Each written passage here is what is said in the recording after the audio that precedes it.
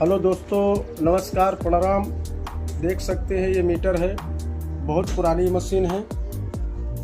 कल रात में ज़्यादा समय हो गया था, हमने रोक दिया था, लेकिन हमने पूरा कंप्लीट करके आज दिखाना चाहते हैं। देख सकते हैं गाइस, ये मीटर कैसे फिटिंग होता है और रिपेयरिंग कैसे होता है, इस पर विशेष ध्यान दें। इस टाइम में देख सकते हैं दोस्तों, इसको फिटिंग कैसे करते हैं।